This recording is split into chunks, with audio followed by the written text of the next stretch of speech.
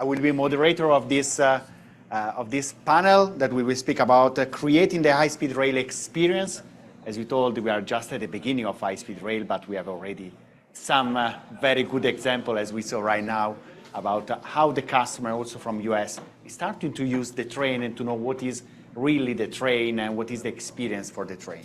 So we have here Andrew Byrne from Grimshaw Architect, Ben Porritt from Brightline, Thomas Meynell from DB Eco, and Jeff Double from Perkins and Will. So thank you very much to be here. We will have like 5 minutes presentation of each, and then we will start for the discussion very quick because we don't have too much time. So Jeff, please, the podium is yours. Andrea, it's good to be here again in DC amongst some irrational optimists, I suppose, as we are now known as, and to see all the progress that's happened just in the short year since we were gathered here last time. As Andrea mentioned, I'm Jeff Doble. I'm an architect and principal with Perkins and Will, and I've spent my 20-plus year architecture career largely focused on the design of rail stations, and that includes everything from planning to concept designs right through the implementation, and a number of different procurement models as well, design build and public-private partnerships. And so really kind of lived through a lot of the challenges that comes with trying to design an incredible passenger experience with the increasing economical, political, and social pressures that we all face today. Through our work in major infrastructure projects, Perkins and Will really strives to create stations that are our most important civic architecture elements. They're right up there on par with museums, libraries, and community centers, really because we see these as the heart of our communities in the future. Our high-speed rail experience spans a few different corridors and has touched a number of projects in the US that includes Texas, California, as well as the Cascadia high-speed rail corridor, which I'll touch on a little bit more in a moment. But shifting to the topic at hand, the experience of high-speed rail in North America, as we've been talking about, we really have an unprecedented opportunity with the amount of funding and the project starts that we've seen recently, and really trying to learn from the world, but create something that's really unique, a network that's unique for North America. And to do that, we have to really think holistically about not only the passengers' experience on the train and on the platforms, but really the day-to-day lives of everyone that these projects touch.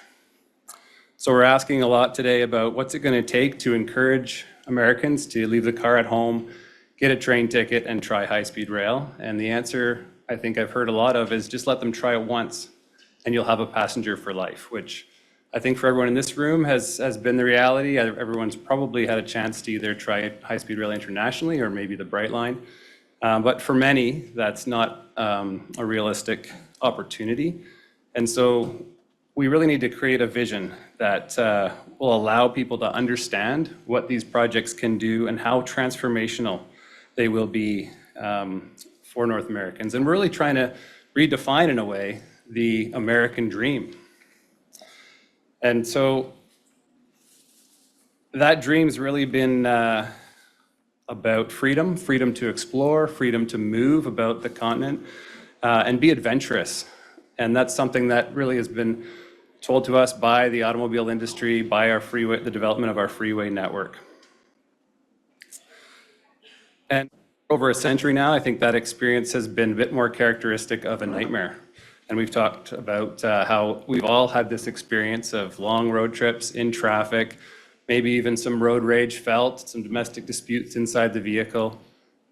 And so I think that experience is something that everyone's had, even though we haven't had the experience necessarily for everyone in North America on high-speed trains.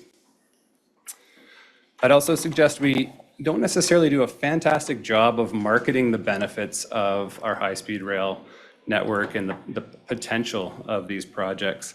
We're great at talking about the numbers, the cost of the projects, the amount of miles that we're going to construct, the speed of the trains, how many passengers we're going to move.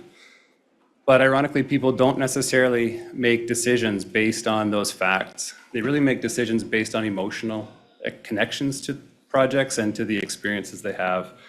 So again, our promotion of high-speed rail needs to inspire. It needs to offer a vision that illustrates just how transformational these projects are, both for passengers, but also for the communities that these projects touch.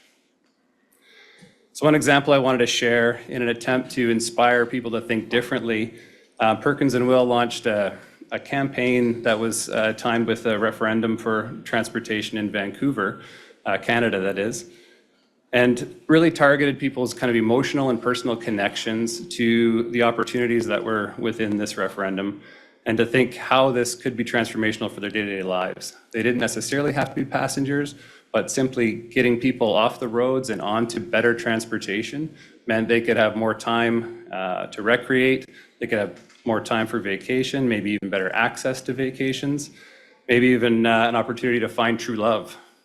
One of the things that we found out in this campaign was that there were more I Saw You classified ads on Vancouver's public transit network than anywhere else in the city, which speaks to how public transit can really bring us together. On the subject of bringing a vision and inspiring people to think big, and the Congressman Larson kind of teed this up nicely. This project for Vancouver's waterfront station is all about figuring out what we want, putting out a vision, and then figuring out how we're going to get there. Vancouver's waterfront station is really at the heart of our city. It's as close as we have to a Grand Central station, but if any of you have visited our waterfront station, the experience is far from grand. It's really suffered from a lack of a cohesive vision. It's been incremental growth over time.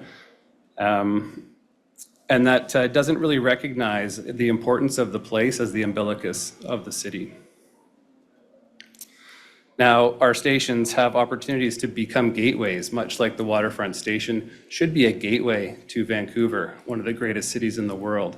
You should feel that sense of arrival. The place itself should give you an incredible experience.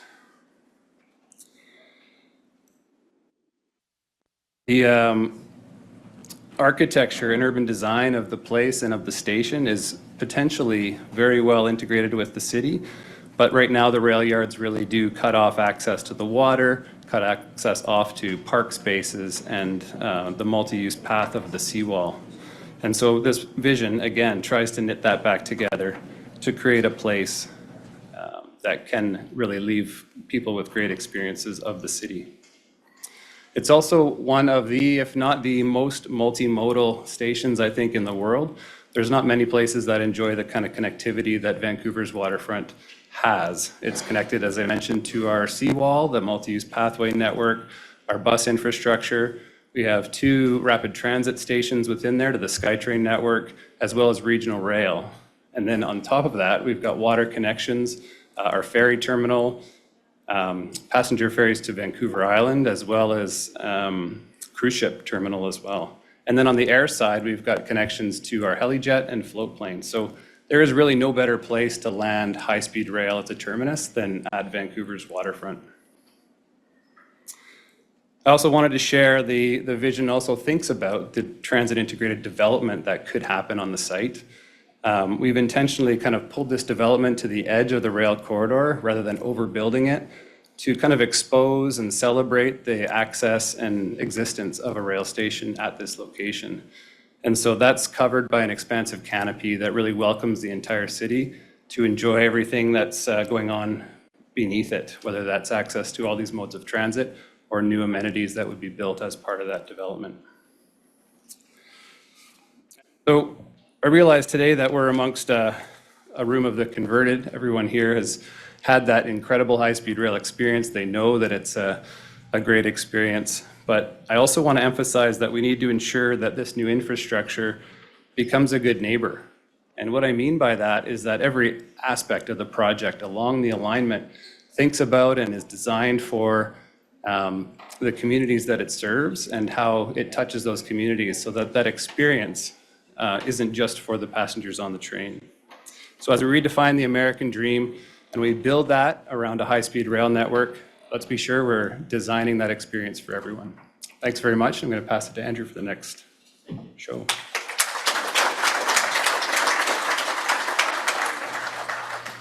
Thanks, Jeff. Hi, everyone. My name's Andrew. I hope you're caffeinated. Like our subject matter, this is going to be high speed because we're already running over.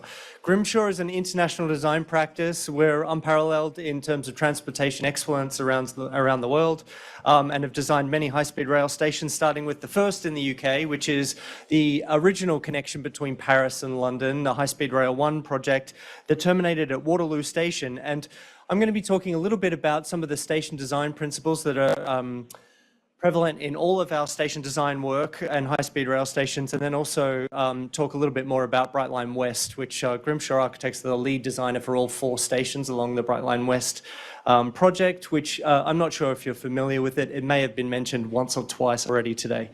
Waterloo Station, again, reimagination of the Victorian train shed with a visible and spatial connection to its context and its surrounds. And one of the critical things that we always engage with in our stations is the idea of volume, light, and legibility of space.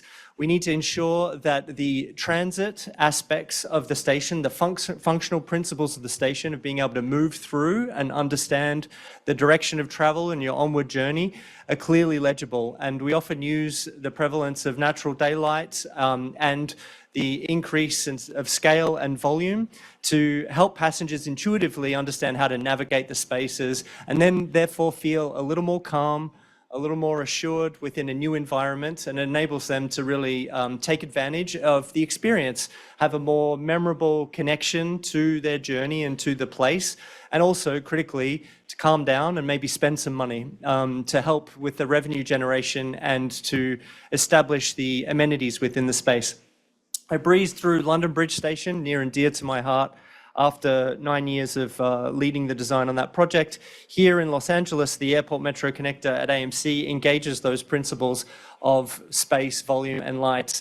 Literally, you ascend towards the natural daylight for your onward journey, and it helps indicate the path of travel. This one's under construction and should be done later this year. High-speed rail expansion in the United Kingdom is also something that Grimshaw's been heavily involved in.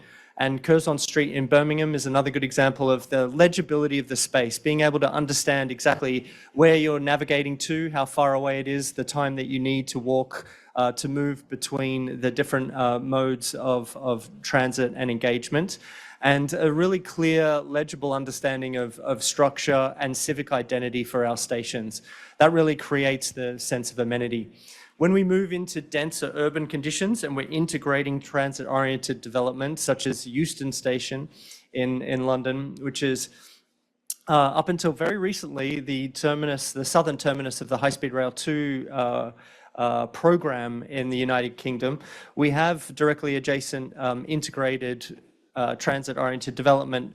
And those principles of civic space, of grandeur, of volume, of natural daylight, and visual and spatial legibility remain true, but we also need to start thinking about our high-speed rail stations less as a commuter typology and more as a destination intercity station. And that comes with the overlay of having a greater engagement with hospitality. And our client, Mike, mentioned earlier, that's one of the key aspects that is a differentiator with these station typologies, is we're wanting to ensure that there is an element of the departure lounge experience within the station, rather than just a pure commuter-based head-down processor where you never pause to look up.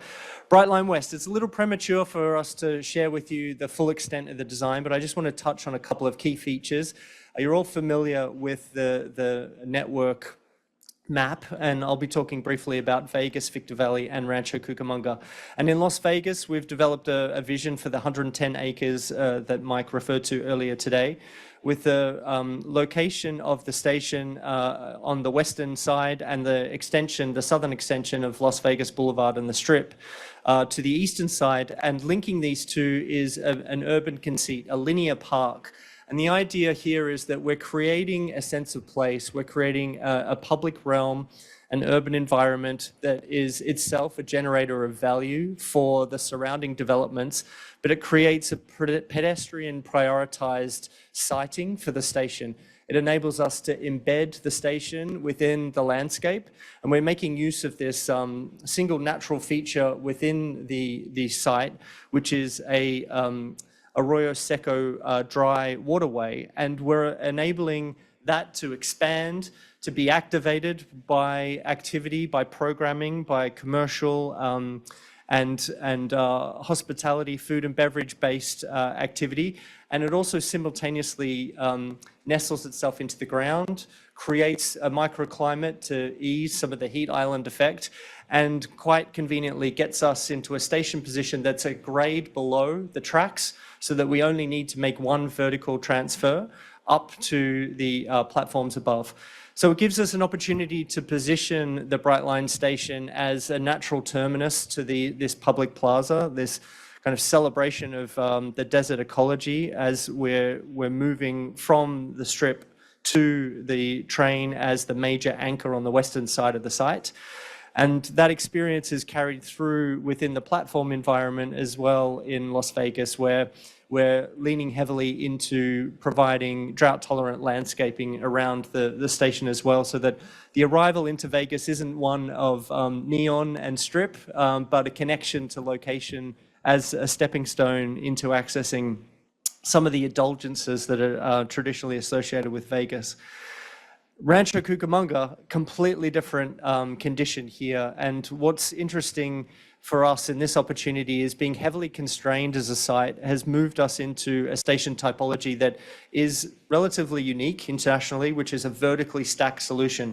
The trains need to come in on an elevated viaduct 30 feet above natural grade to ensure that the commercial spurs and infrastructure grade separations for major roads are completely separate, which has enabled us to build above and below the station in this regard.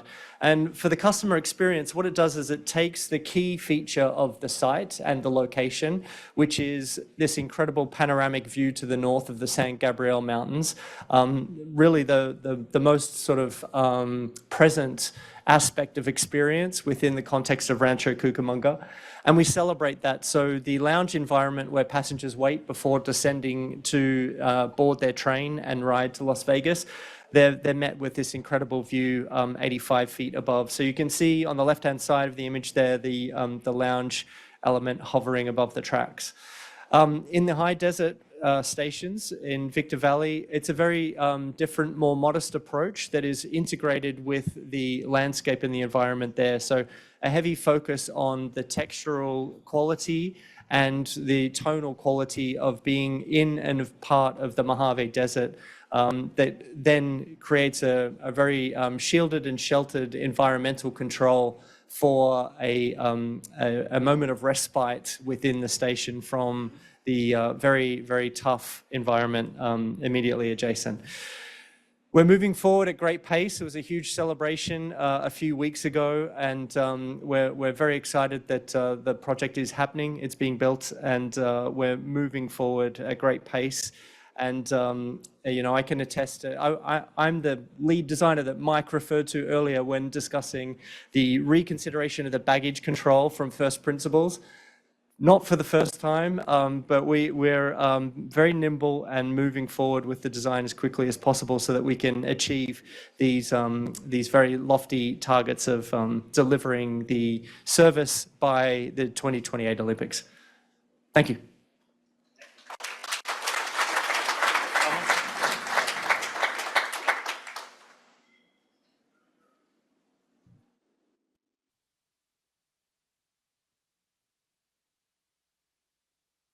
Good afternoon, everyone. My name is Thomas Meinl. I am a principal with DB Eco North America and also project director with the early train operator supporting California High-Speed Rail Authority in the endeavors.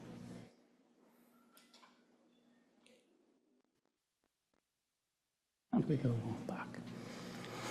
Okay, I think California High-Speed Rail, of course, does not need any further introduction to anyone here. And one of the areas we are particularly supporting the authority there is in the process of how to design the interior of their trains. And as you know, the interior of the trains is one of the most important points when it comes to customer experience and customer interaction. And of course, while the stations are very important and also first and last mile, and we have many stations there on the customer journey that are very important, we surely hope that our customers spend most of their time on our trains and experiencing there. Therefore, it is most important that on those trains, they do not only have a good time that maybe bring them back, but that they have an incredible experience, as we've said a couple of times today. So that with that incredible experience, they will be coming back and will be becoming frequent customers. Now the question is, how do we get there? How do we provide an incredible experience to our customers? And of course, we have a whole process of this, and we are not, I will not be able to go into that process in detail, so why don't I just tell you to what it boils down in the end. So this whole process is designed so that the authority can become one thing and one thing only, and that is becoming the most informed buyer possible. When you think about it, when you buy a car, you of course do your research. When you buy a kitchen, you do your research. And of course, many people, when they buy a house, they do all their research, though they become emotional some of the time.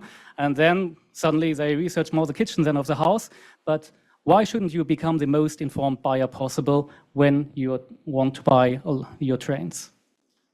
So of course, while this might sound like a simplification, what it comes down in the end is you have several parts of it that are very important. First off, of course, is that you do need to do your research. Therefore, your ideas are not only good ideas when you invent them, but as we heard today, high-speed rail technology is not a thing of that you need to invent it or that needs to be created here. And the same holds for the design. Therefore, there are many high-speed rail lines and systems all around the globe where you can really get your inspirations for the interior design and where you can look at what works there and what might work in the US as well. And we will see some examples of that later on. Then the next point would be that together with these first ideas and the first initial designs, you really start to interact with your customers. Therefore, this means that you do not only go out and do a survey on the street and ask them, what would you like to experience in high-speed rail? This might be the very first task where you then will identify your focus groups. But then after all those steps that we are having here, after understanding your customer base, you take them through each and every step and really interact with them actively and ask their opinion. What do you think of those global designs? Would that work for you? And then you take them through the initial concepts. And you take, of course, all representatives of all the different groups. Therefore, you make sure that you have the ADA representatives there in order to make sure that you have enough room and also visually impaired, that they find their way along the trains. And you make sure that you get them through all those stages up to the white mock-up testing, where you then have become a really informed buyer and can really see what it comes down to. So at this point, one has to mention that the California High-Speed Rail Authority has done a really incredible job here, not only according to the motto, making everybody feel welcome, but even more important, that nobody feels excluded. Therefore, we want everybody to be able to ride those trains and everybody to feel welcome. And when we talk about that, we do not talk only about physical barriers, but only about non-physical barriers. Like, for example, the authority has done several focus groups with languages whose English is not their native language. And so it is very important that those groups also find their way and that all the information is displayed very intuitively for them. And after that, of course, when you become this most informed buyer possible, then you can go and work together. Right now, the authority is in the RFP phase, and then start working together with the OEM after that. So let me show what the train design would look like. This, of course, is not a real train. We put this together as one of the designs. As you can see, it has several areas. And you put this together as an example, not to be fixed on any OEM, but rather also to test out how many seats and how many spaces you need and how all would work together. And we will be looking at some of them. First to mention, of course, if you have a wide body, then this offers a lot more space. Every inch counts. And with those inches, of course, you get a much more freedom what you are able to implement in those spaces. First, we have the comfort seating and then the cocoon seating. Comfort seating, as you might imagine, 2 seats. Therefore, you have your space. You can work there or travel for leisure. And you can also arrange them in 3 seatings if you wish to, of course, with less space. Then we have the cocoon seating, which is easily what we've seen in our testings in the white mock-up, the fan favorite, where you can sit down. It's very comfortable to sit down. And you can also have a blind where you can just have a separate section for you, therefore to get a bit of privacy there. And what might not be easily seen from those pictures is that you do not need to sit alone there, but you can sit together with your better half, your kids, depending on how much space you want to be or how much cozy you want it to be. And you can see all the round how the arrangement is, and it's a very good feeling, and this is easily one that almost all focus groups loved in our white mock-up testings. Then we have the family and the bike storage area. The family area, which is implemented around high-speed rails in several countries around the world. You can see it resembles a bit of California, where we have the beach on one side, the mountains and the national parks on the other sides. It's an open areas where families, the parents can socialize and the children have lots of space to play and go around there. And as I can speak of my daughter, she always prefers, instead of looking at a tabloid or anything, rather she likes to spend her energy and run around. And this is the perfect areas for family just to get there and really a real leisure to travel. Then, thinking about first mile, last mile, then people who like to go on bikes can store their bikes and take them with them to their destination and use them there again. And then, of course, we have the premium zone. Therefore, we have segmented compartments, which is kind of the premium class then, and where you can see where you can travel also for leisure or for work, where you have your privacy. The seats are inclined, so you have a better view to the outside, and they are easily adjustable. Therefore, you can adjust the lighting, you can adjust the sound, you can do everything there. And this is how it looks like if you would be sitting in there. And last but not least, we of course have also a car for the food service. Therefore, this is one of the advantages, that you really can sit down, have kind of a cafe-like experience, and in this you can also socialize, sit together with other people, meet other people there, and therefore all of this coming together, making a real great experience during your travel. Okay, so summarizing, the interior design is really a great opportunity which really differs us from cars or planes, that trains can provide to our customers to really have an incredible time on our trains during their travel times, and then really understanding and actively working with your future customer base, as the California High-Speed Rail Authority has done, really helps to identifying what your customers want and how to get them on the trains, and hopefully they will becoming returning customers there.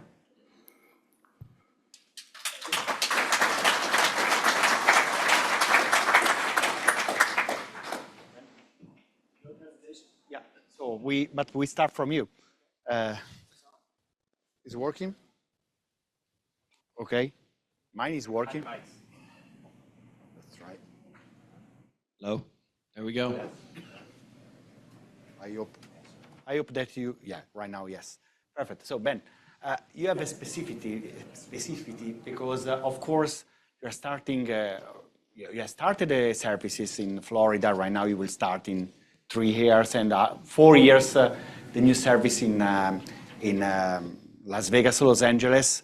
And of course, there's a customer that, as also Mike told very well, that was not experienced. So it was not easy to convince them that rail is an opportunity. Rail is not losing time in your car, but is working time, your leisure time, or whatever. So how is this experience that you have already in Florida, and how do you think that will evolve here in the US as a customer experience? Because I'm speaking about that. Yeah, I mean, I think that you see how they design these stations in the trains, and then what we have seen in Florida specifically is how people use it. And I think from my perspective, I ride the train, 2-3 times a week. And I think what I've noticed is that there's not one particular guest. There's multiple guests. You have families, that is a type of guest. You have business travelers, commuters, leisure travelers who want to be by themselves. And they all use these trains for different purposes. They want to go to a Heat game, they want to go to a theme park, they just want to get to their job.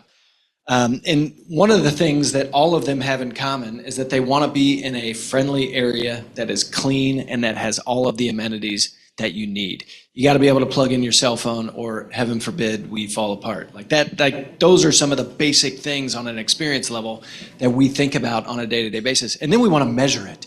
We take great, pride and actually like a lot of serious thought into how do we measure the experience that we've put together. And so we actually have as a company goal what they call NPS score, which is what hotels use. And we measure that on a daily basis and an annual basis and a quarterly basis to make sure that we're measuring up to what our guests want. I'll finish with this piece is I think that we have built and designed Brightline to really be designed through the lens of today's modern traveler. So all of those things exist. They want to be comfortable. They want to have access to their laptop. They want to have a cup of coffee. And all of those things have got to be able to be in their hands and in their fingertips, at the snap of the fingers, or else people get frustrated and they never want to try something again and they want to, move on to the next thing. So all of these things have got to be so convenient and so at their fingertips. And we think about how to do that on in a better way every single time we see a guest step on the train. And finally, you give value. So also is important than the pricing, that is another. Yeah, I mean, there's tremendous value in the experience, right? I mean, our competitor is not the car. Our competitor is oftentimes time and traffic. And we provide a much better experience than that. I've ridden the train with my kids and you can have a cocktail, you can sit back, you're getting hours back on your day, you're being able to, work versus sitting in your car. And all of those things present a great value. And so back to your original point, when somebody tries that for the first time, really what they're saying is, oh, I now recognize the value that this can put into my life that I hadn't seen prior to that. Yeah, that's great, because I'm also professor for USC, University of Southern California, but for students that came to Italy, in Rome. And before, they live in Los Angeles and they never try a train. When they come back, when they go to Italy, they start to discover, oh, we can go in Florence 1 hour, 20 minutes, in Naples 1 hour. And they discover a new world. And in Florida was exactly the same. And the experience, I think, in the station also is very important, as you told. We have many experiences all around the world here for your great presentation. And I think it's very interesting how it's convenient also, the rail and the station for the passenger. So it's a very critical element, as we saw in many parts of the world. Yeah, Andrea, if we're talking about conversion for people to treat rail, high-speed rail specifically, as their preferred method of travel, we tend to do a false equivalency. A lot of people, in my experience, when I talk about working on high speed, they'll say, but the flight time's the same. But that's not really the assessment that we're making, because it discounts the associated travel door to door, and there's also a perhaps less visible psychological impact as well. I mean, one of the great things, well, we know that the majority of the people in the room have experienced Brightline in Florida and ridden on the train. One of the things I love about that experience is the security screening. The Ronin poles, totems, I think would be the technical term, are very non-intrusive. You don't need the inhumane experience of being non-TSA pre-checked and taking your shoes off and having everyone smell your socks as you're getting processed through screening. It's very seamless. It's almost a kind of threshold-free experience. And these things, these cumulative items of elements of experience add up to just a far better experience. I would prefer to even pay a slight time penalty to have a less pressured, more positive experience. And I think that, again, live it once and then you'll be a convert for life. That's the element of security and so on. It's very interesting.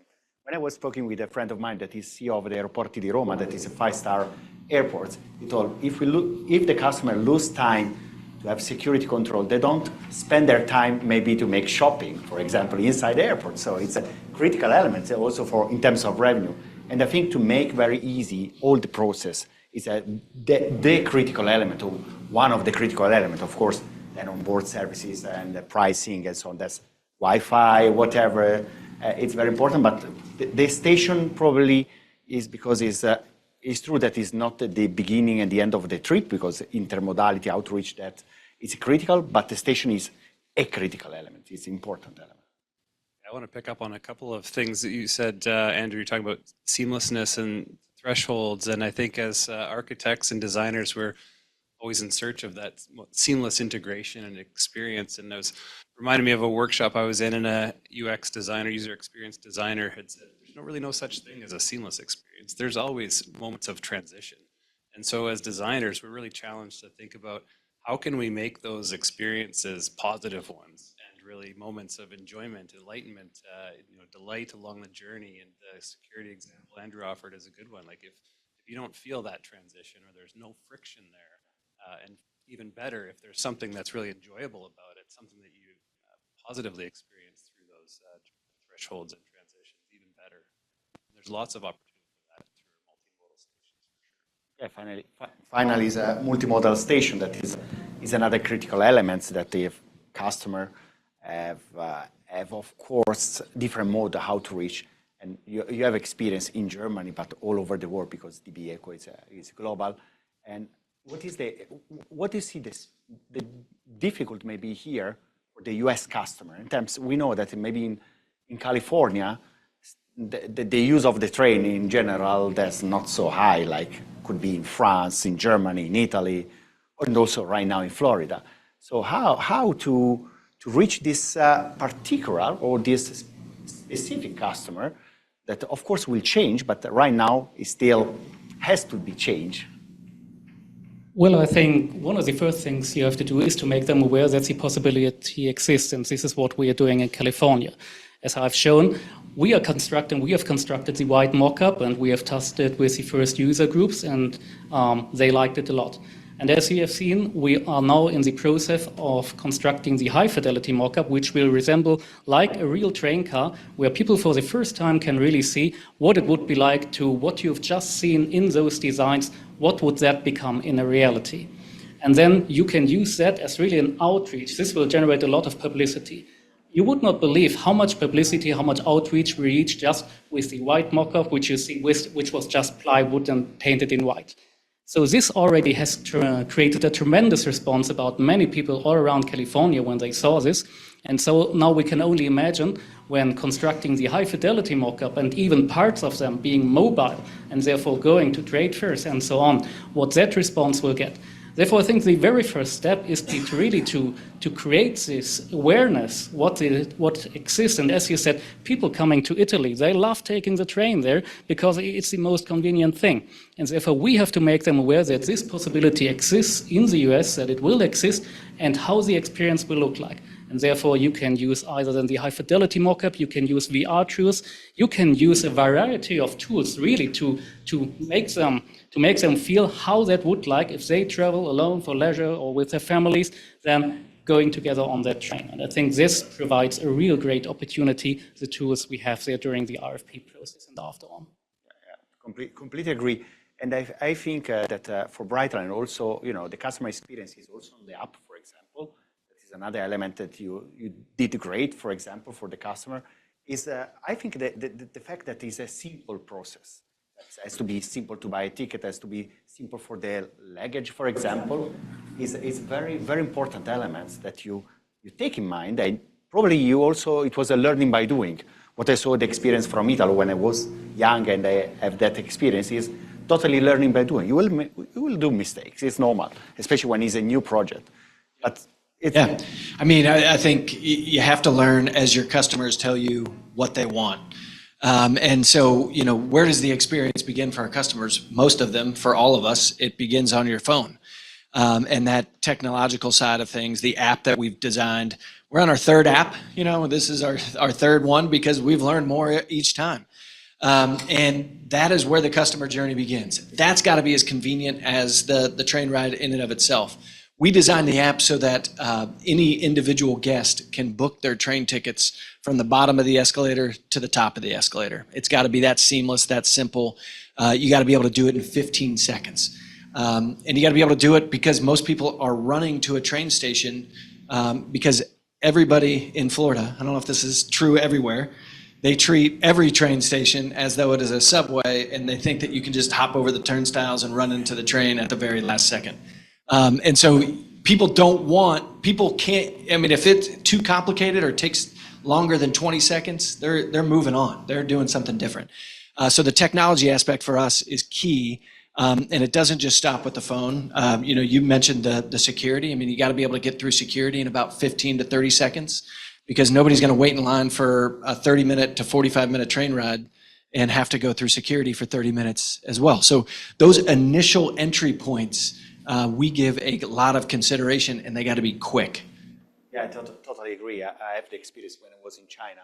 As I told before, I was a professor there. That I have a long queue for using, for example, to enter in the station. And you don't want to lose 15 minutes, 20 minutes, and then because it's a speed, it's time, it's important the time, and it's the same of, for example, for the plane. One of the elements when you compete against, for example, against the plane is the element of time. Of course, you have the security control, but also, for example, you can't work because you have maybe the takeoff. You have a lot of transition in the airport that make more difficulties and make more competitive, for sure, the railway experience, and I think is also a value. So for this reason, many times we told also 3-4 hours right now, the train is very competitive. 3 to 4 hours of the train is competitive because finally it's not losing time, but you are making something, and it's very, very important. And the time in the station, how do you see that the time is spent in the station? Because, it's a little bit different from airports, but there's some elements, maybe in some cases, like in Italy, we have right now the station like a mall, a big mall. So personally, I love to go in advance, not to make shopping, but to go in the lounge and then to relax, work in the lounge and so on. But many people go around for shopping. That is very interesting. How do you see here the market for?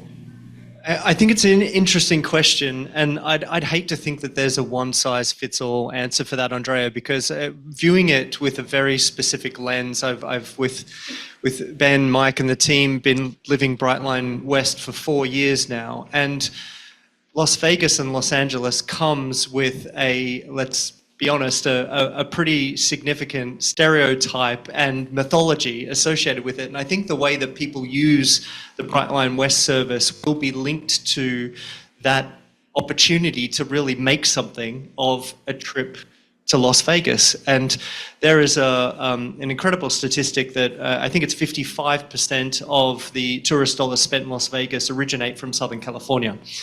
And I think that is going to shift behaviors a little bit, because it's an opportunity to perhaps extend the experience so that actually commences when you step into the Brightline station rather than when you step onto the Strip.